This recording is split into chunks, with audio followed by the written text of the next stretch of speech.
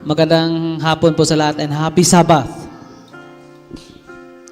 So, I am also a member of our troop, Master Guy. Okay? So, during sa Congress, nag-launching kami sa pinakabagong honor sa Master Guide. Sinulat ko pa yon ako po yung nagsulat ng bagong honor ngayon. So, ang tawag sa honor ngayon is Land Navigation for Master Guide, which is naipasa ko na po sa SSD. Then, approved po siya sa throughout na SSD. Then, nilaunching na po itong Land Navigation doon sa Youth Congress, doon sa MVC. So, ito po yung mga directors ko. Puro kami Master Guide, to include one Colonel, Police Colonel, Colonel Benbo Humalon. He's also a Master Guide. Yeah. So, nung pag-found ko nitong training na to, kinuntak ko lahat ng mga Master Guide to include sa ating PNP. Para yung training namin sa PNP, sa SAF Commando, kinuha ko yung land navigation na knowledge at kinonvert ko sa Master Guide. Ngayon, ang land navigation ngayon, nagtuturo kami ng numbers. So, hindi na, kung navigators ka, hindi na yung sasabihin mo na, saan ka ngayon? May magsabi ka na, andito ako ngayon sa Barangay 3, Purok, ayan, Taytay, Rizal, Taysan, Batangas. Hindi ka na magsabi ng ganun. Kung naka-train ka nito, ang sabihin mo lang numbers, 73450-18101. Ito yung sa kinalagnan natin yan. So, yan, numbers lang. So, kinuha ko yung sa movie na magtawag yung mga troops. Bumbahin nyo to, bumbahin nyo, 736, gano'n. Kuha. Kaya, kinuha ko yung knowledge na ito sa komando. Kinonvert ko sa Master Guide. Then, ito yung mga training directors ko. Ito yung nasa dito banda, Police Staff Sergeant.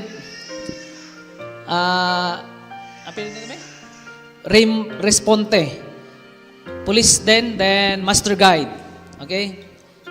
Then, ito sa sunod nito is a Marine. Okay? Then, mga kuha na yan. Tapos, Judge Gibieso. Ito yung matangkad na yan na kalbo. Si Judge Gibieso. So, isa sa mga kinuha kong mga advisor sa land navigation. Sa kanya ko pinasa yung mga rules sa ginawa kong rules sa regulation sa land navigation para gaganda yung pagka-state para tsaka pinasa doon sa SSD. Then, Colonel Bimbo Humalon, then Pastor Clyde Sumatra, then Air Force, no? Second Lieutenant Air Force, Alex Mampalawod, Master Guide din. So, yun. Kami po ay kakalat. Dahil yan po ay konti lang kami. Out of 222 na nag-take ng land navigation, there are only 68 gold wingers ang pumasa. So, ganun katindi ang makakapasa niyan. Kasi, ang 5 kilometers each target, hahanapin mo lang yung isang target na nakalagay sa isang puno. Ang papel, sobrang liit lang. Pag mahanap mo yun, proceed ka sa second target, then third target. Gabi kalayo, no? A total sa mga 20 to 30 kilometers ang lalakarin nila para makuha yung mga targets. Tapos may 5 hours ka lang. No? So, ganun.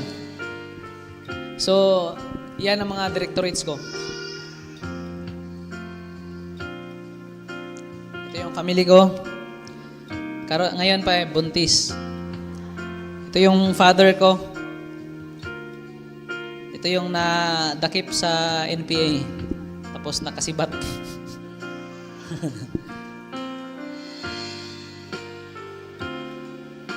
Ayan po ako, sobrang payat. Ayan.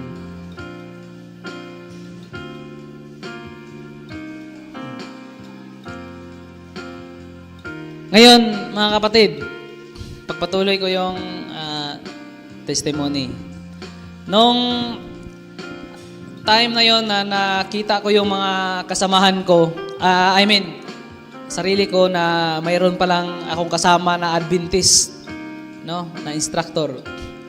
Palagi na ako doon sa ilalim ng punong mangga. Every Saturday po, doon na ako puproceed.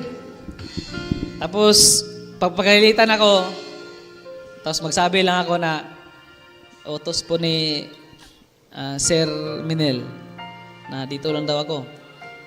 So, kaya hindi ako napapagalitan. So, may isang instances na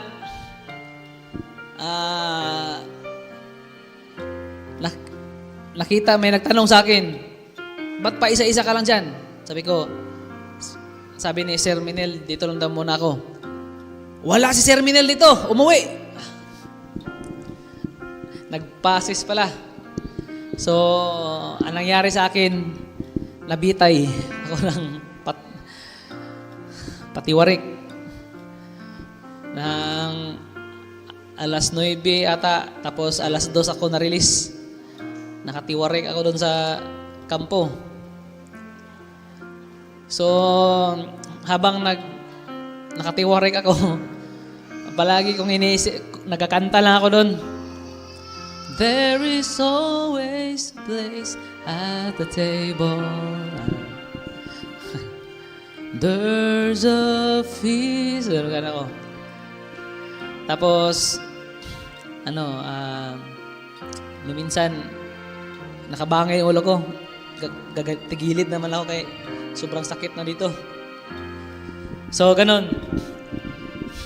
Tapos, mga kaibigan, mga kapatid, nagsabi ako sa sarili ko na para dahil sa sobrang saya ko sa Panginoon, sabi ko ako every Friday mag-volunteer ako na magdasal. Every Friday, bago kami matulog, ako talaga mag-volunteer. So pag Friday kasi magturuan na yan sila eh. Kung sinong paakyatin doon magdasal, magturuan lahat. Pero every Friday, ako talaga magtaas ng kamay. Sir, very brave. Dito ka, ikaw magdasal. Ito. Pero one time, sa pagdasal ko, sinali ko yung word na Sabbath day. Sabi ko, please bless us, especially this Sabbath day. Give it to us. Help us to observe the Sabbath day holy. Tapos amen. Sumalikod na, dismiss.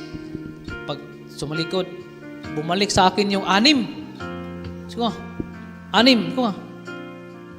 Pinuntahan ako, mate, anong religion mo? Adventist. Adventist ka? Adventist ako. Adventist ka rin? Adventist din ako. 7 kami lahat, mga kapatid, na Adventist doon pala. 7 pala kami na Adventist. Doon lang kami nagkita-kita dahil sa dasal ko na this Sabbath day. Yun pala yung keyword natin eh. Doon ko lang na pagtanto. Mayroon palang Adventist doon. So ngayon, 7 kami ngayon. Nag-meeting kami saglit. Sabi ko, bukas, huwag tayo magsali ng training. Kasi First day ko pa nga lang dito, hindi ako nakapag-training ng Sabado eh. Na-save ako ng may Adventist dito na instructor natin. Diyan na lang tayo sa punong mangga. Kung nga, baka di kayo pagalitan tayo dyan. Sabihin ng mga kasama ko, huwag, di tayo mga pagalitan doon kasi parang papa na natin yun. So, pinakilala ko sila. Kay, mga Adventist pala kayo. Ba't hindi kayo nag-pop out? Sabi yan eh, Sir Minel. Hindi na nag-pop out. Tapos, sabi ko, sige, ano tayo?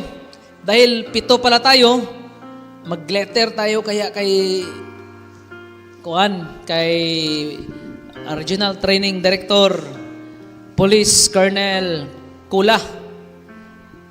Sabi nila, sabi ko, sino naman magsulat sa atin? Sabi ng classmate ko, ikaw na lang, mate Adrigado, kasi ikaw na lang yung matapang-tapang sa atin dito. Kung sige, magsulat ako. Susulat ko doon. Sir, we are faithful Seventh-day Adventist and we are observing Sabbath day. And we are faithfully observing Sabbath day. Please grant us Sabbath rest from 8 a.m. to 5:30 p.m. Tawa sila sa 5:30 p.m. ko kasi ang ibang religion nga, nag-request sila ng rest ng 1 hour para magsamba, hindi nga pinayagan. Tayo pa kaya. Grabe naman. Adrigado, grabe naman sabi sa akin. Sabi ng kasama ko ng mga Adventist, grabe naman Adrigado yung request mo. Hindi kasi, ganun kasi. Sinanay ako ng parents ko na 8 a.m. to 5:30. Hindi ako sinanay na tanghali lang hanggang tanghali na lang yung simba natin. Paghapon, wala ka nang pakialam. Wala eh. Ganun ako. Hanggang sunset naman talaga yung natin eh. Sabi ko, ganun. Sige, subukan na lang natin. Pero parang delikado ata yung sinasabi mo yan, 8 a.m. to 5:30. Parang hindi ata tayo mapayagan yan. Sige, basta ang request natin, ganito. Bahala na yung Panginoon sa atin na mag-grant dyan kasi Panginoon, sino magsama sa akin ngayon? Wala nang nag-volunteer. Ipasa ko to ngayon. Saan natin isa man magsama sa akin? Pataas kamay na lang yung isa. Ako na lang, yung taga Bukidnon din. Si Brother Aribal. Siya na lang daw magsama sa akin. Sige, bago kami pumasok sa loob, mga kapatid, dala-dala yung letter, nagluhod muna kami sa gilid sa opisina. Panginoon, i-touch mo yung heart ni Sir Kula na ma-approvean kami kahit na imposible na. Pasok kami. Permission to enter the Dragon Barrack, sir. Enter kami. Sabi ng classmate ko, sabi ng kanatin si Brother Aribal, meet, dito na lang ako, meet. Natakot ako, meet. Dito na tayo. Dito na lang ako, meet. Bahala ka dyan. Ako pumasok. Sir, permission to talk, sir. Adrigado. Sir, may letter lang ako, sir. Binasa ni sir. Hindi man to pwede. Basa niya. Hindi man to pwede. Adrigado. Yung kaanib ko nga na agliksan ni Kristo, hindi ko nga pinayagan eh. Ganito kasi yan. 6 months ang training ninyo. Ang buong 4 year nga supposed na subject nyo, kinumpres namin hanggang 6 months. Kaya ang tulog lang ninyo, minsan, umabot kayo ng 12 to 2. 12 to 2 na lang yung tulog nyo. Tapos, gisingin na kayo kasi may mga program na, may mga subjects na. Kaya ganoon ka rigid yung training nyo, halos wala na kayong tulog. Tapos hihingin nyo pa yung, ano nang kasing, kuwanto? Sabi ko, plan B na ako. Sabi ko, may plan A ako, may plan B ako. Pag hindi pumayag to, hindi talaga pumayag. Sige, disregard mo na to ha. Pagkatapos niyo mag-training, pwede kayo magsimba kahit ilang oras. Pero dito muna sa training, wala mo nang wala mo ng church. Sir, nag-plan B na ako, sir. Ganito na lang, sir. Faithful observer kami ng Sabbath day, sir. Kung pwede, sir, dublihin na lang ninyo yung namin. Idublin na lang ninyo yung namin, sir. Kahit na pagka Sabado ng gabi, sir, kahit na dubli-dubli na yung namin, sir. Basta, o pagka Sunday, sir, dublihin nyo lahat ng activities namin, sir. Basta lang, sir, kami lang 7, sir.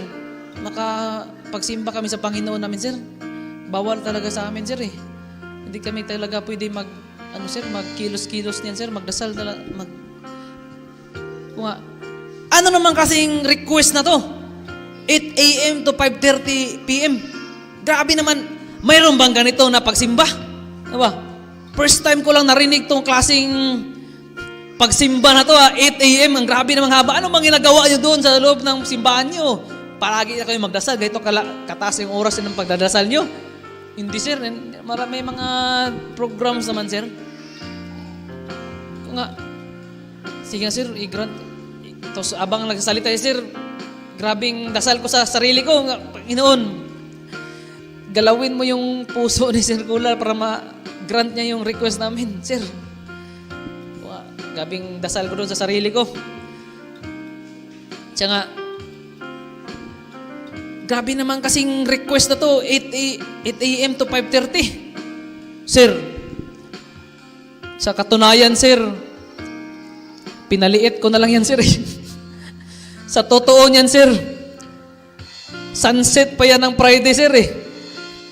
To sunset, kung 5:30 p.m. yung sunset ng Friday, sir, hanggang 5:30 p.m. din ng Sabado, sir. Ganon kami magsimba, sir. Grabe naman yung klaseng di naman makakatawanan yan. Hindi, sir, ganon talaga, sir. Sir, ganon talaga, sir. Adventist, sir. Adventist na sir. Ganon talaga, sir. Hindi naman kami nag-anon yan, sir. Hindi naman kami nagsasawa yan, sir. Grabe naman yan. Sige. Sabi niya. Sige. Okay lang ba sa'yo na 10 a.m. to 3 p.m.? Sabi ko, praise the Lord, sir. Praise God, sir. Thank you, sir. Praise God, sir. Sa isip ko, kaysa naman wala, di ba?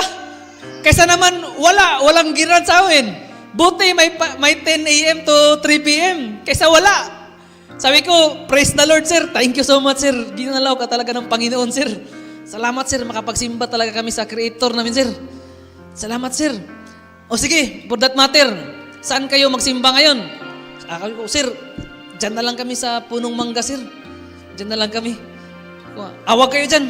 Masakit sa mata kayo dyan. Dyan na lang kayo sa classroom na yan, oh. Pagtingin ko sa classroom, wait, may aircon. May gano to. Kaya, di ba kung instructor, mayroon mang ganon. Podium. Plastic chairs. May projector. Pwede kami mag-project. Mayroon kami mga laptop doon. Projector. With aircon pa. So, kung nagsimba kami, naka-aircon kami. Grabe katindi yung namin pagsisimba doon. Relax na relax. Ngayon, pagka Sabado, ganito mga kapatid, ang nangyari. Pinapapila kami. Lahat ng mga Adventist dito, pila dito, mga 7 a.m. Pila dito. Pila kami lahat. 7 to lahat, ha? Baka masobra dyan, ha? 7 to lahat. Pag 7, kompleto na kayo. 7 a.m. Okay, punta na kayo doon. Hindi pala, nalimutan palang sabihin ni Sir Kula, ang 10 a.m. to 3 p.m. Ang nangyari sa amin, from 7 a.m. patungong sunset talaga na hindi talaga kami hinanap. Hanapin lang kami pag accounting sa gabi. 7 p.m. mga kapatid. Ganon kalakas tayo sa Panginoon. Nalimutan pala ng training director na banggitin ang 10 a.m. to 3 p.m. Sabi na, sige, bigyan na ng panahon magsimba tong mga Adventist na to. So, ganon mga kapatid. Ganyan. Yan yung mga si Engineer Nodalo. Yan o, mga... Actually, hindi yan Adventist eh. Si Kuan lang yung Adventist dyan. Ito, backslider to. Yung si Espinosa. Backslider yan. Kaso, nung nagsimba-simba kami doon, sumali. No? Ano siya, backslider. Ito, yung isang classmate sa gitna is Bible studyhan namin. Gusto siyang sumali. Kasi wala man kaming, nung kinalaonan, yung na-recognize na kami, wala kaming ginagawa every Saturday. So, yung lahat sila, sumasali-sali sila sa amin. No? So, hanggang sa natapos yung training namin, ang 7 naging 12. Naging 12 yung... So, 12 na kami lahat. Membro, kasali yung Muslim. Sumali yung Muslim. Maniwala kasi hindi. Sumali si Haji Said. Ang pangalan niya, Haji Said. So, sumali siya sa amin. So, doon sa training school, so, nagpa-membro ako ng, tawag ito, singing, banda.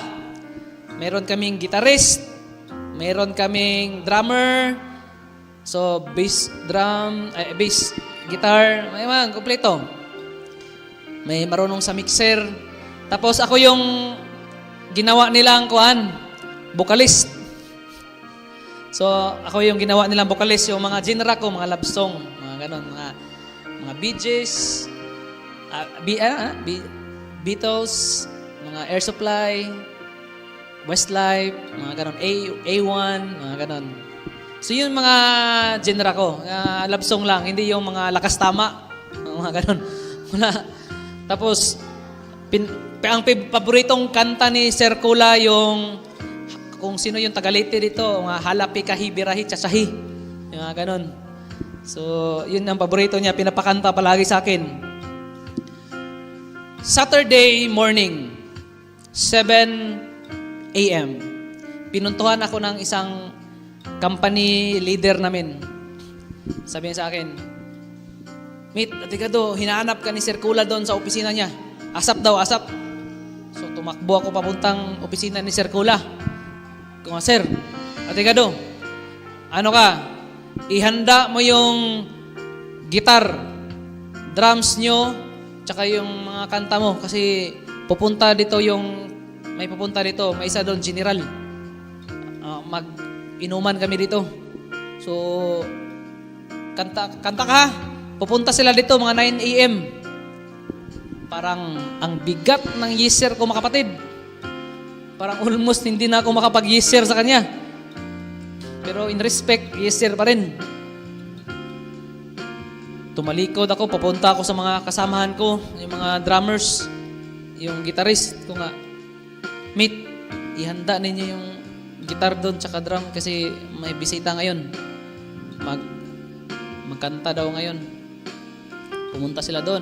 Sit up nila. Ako is pumunta na sa dispensary or clinic. Ang tawag sa amin doon sa kampo, dispensary. Nakaupo ako doon sa patient's chair, mga kapatid. Doon ko iniisip na 4 months na ako dito. Hanggang dito na lang ba hanggang yung pagiging pulis ko? Kasi isa sa number 1 na mga kapatid, kaso is ang disregarding or i-disregard mo yung utos ng pinakataas-taasang opisyal. I-disregard to. Ang hatol na kaso doon, pag hindi mo sundin, disregarding o disobedient, no, sa atin. Disobedient. Pilit kong sabihin mga kapitan sa sarili ko na hanggang dito na lang yung serbisyo ko. Kasi pagkatapos nito, kakasuhan na ako ng disregarding. So, number 1 yan na kaso sa loob ng training school, ang disobedient, kasuhan ka niyan, dismiss ka, mga kapatid. No? Madi-dismiss na ka. So, yun ang iniisip ko. Magpa-dismiss na lang talaga ako dahil sa Sabado na ito. Sabi ko, Panginoon, grabe. Ang grami kong pinagdaanan dito. Nakapagsimba na ako ng Sabado dito. Every Saturday, nakapagsimba ko. Pero, hanggang dito na lang ba talaga ako, Panginoon? Hanggang dito na lang ba talaga ako? Mawawala na lang ako dito dahil lang sa kanta na to. So sabi ko, kung willing na ako talaga magpa-dismiss mga kapatid. Magpa-discharge na sa service. So ngayon, pumasok ako sa ilalim ng patient's bed. Bawal man yung cellphone pero kumuha ako ng cellphone na maliit. Tinawagan ko yung misis ko. Nagpadasal ako sa kanya. Dasal mo ako, kasi papakantahin ako ngayon. Sabi ko, huwag kang kumanta kasi Sabado ngayon. O nga, nagtago nga ako sa ilalim ng patient's bed eh. So nga, kami, dinasalan niya ako, nagdasal ako, kumanta kami. Hanggang sa narinig na ng misis ko na tinatawag na yung pangalan ko. 9 a.m. pa lang mga kapatid. Nag-ikot na yung mga company leaders. 5 company leaders ikot sa buong kasi nagtusok ulo lahat ng mga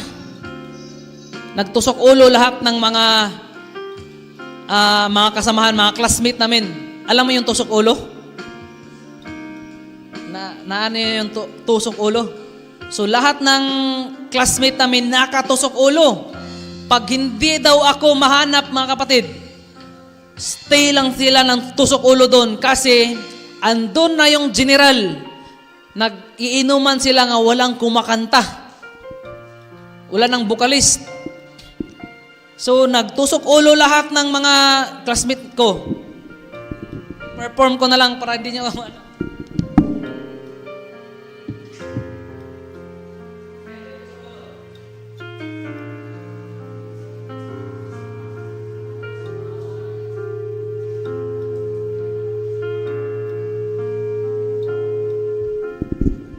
Ganon mga kapatid, ang sinapit ng mga classmate ko. Hindi ko alam.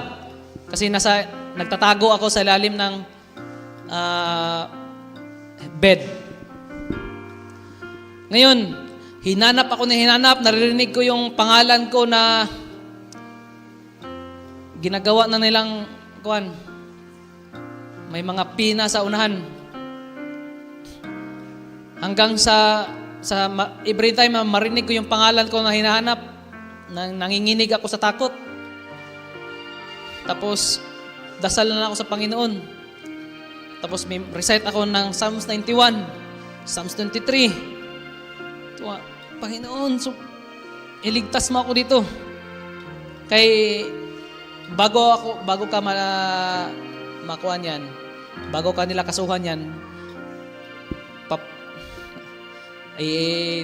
persecute ka muna doon. Paggabi niyan, tutorturin ka nila. No? Na makikita ko talaga yung kahit na uminom nga lang may nakita na silang uminom ng coke doon eh. Pagkagabi noon, parang matuklap na yung likod ng classmate ko eh. Pinagpapalo. Nakita na kumain lang ng mga nakita na bawal kasing kumain sa loob ng training school pag wala ka sa miss hall.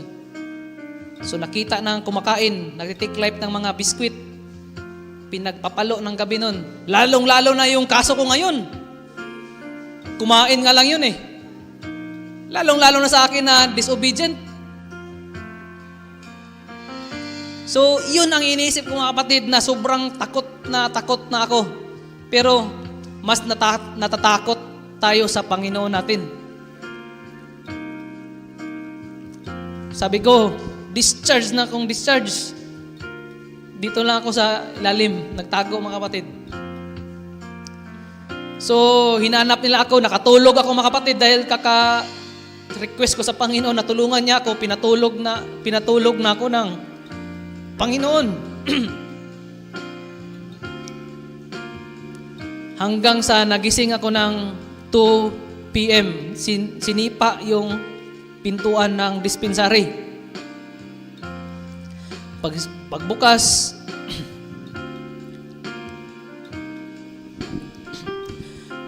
sabi nila, tignan mo sa CR, tignan mo kisame, sa locker, ilalim ng bed. Pagtingin nila sa ilalim ng bed, mga kapatid, andun ako nakatago. Hinila ako ng classmate ko, palabas. Sabi niya, kanina ka pa mininirap. Kung nga, mate, pasensya na mate, huwag niyo akong mate. Mate, pasensya na sa inyo. Alam naman siguro na nag-adventist ako, mate. Hindi ako pwede kakanta talaga ng Sabado, mate. Kung nga, maawa ka din sa classmate natin, nagtusok ulo na, ilang oras na doon, nakatusok ulo. Nung pagkarinig ko, mga kapatid, na nagtusok ulo na yung classmate ko, ang 9 a.m. pa sila nagtusok ulo doon. Lumabas na ako, hinarap ko na lang talaga yung ano ko. Sabi ko, sige, yaan mo na. Hinarap ko, mga kapatid, sabi ko, parang papunta na ako ng Golgota nito. Alam ko na mangyayari ngayon, parang ito na talagang katapusan ko. Kung hindi ako mamatay dito, iwan ko na lang talaga.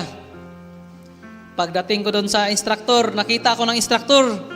Pulang-pula na yung sobrang galit na ng instructor. Pagkakita niya sa akin, pinatsun niya lahat ng mga 270 plus na classmate ko. Isang regimen ang pinatusok ulo. Pagtsun, mga kapatid, pulang-pula na yung mukha, pulang-pula na yung mata. Tapos nakatingin sa akin lahat para akong kakainin. Tinuturo-turo pa ako ng isang classmate ko yung matangkad doon na kuan ba? Basaguliro. Mamaya ka sa akin.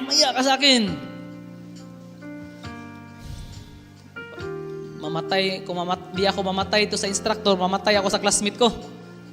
Sabi ko, habang naglalakad kami, mga kapatid, nag-iisip na ako kung papakantahin ako ngayon, ano ang kakantahin ko? You Raise Me Up. Isa na sa ano ko. Kung sa Bisaya, may jutay na sagbot. Jutay na mga sagbot. Ano ba? Isa yan sa playlist ko. Papakantahin ako doon ito. You Raise Me Up. Yung mga Gary Valenciano na hindi halata na pang Sabado pala. Hindi halata.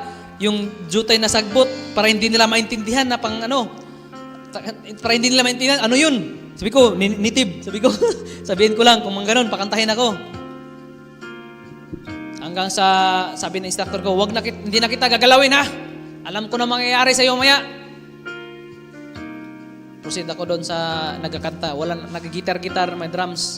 Walang vocalist. Pagkakita ng isang instructor sa akin, lasing na sila.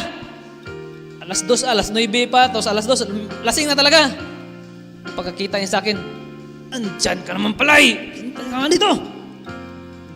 Ginanin to yung damit ko. Tapos pinasandal ako sa wall. Sinusuntok-suntok niya ako, mga kapatid. Saan nagaling? Saan nagaling?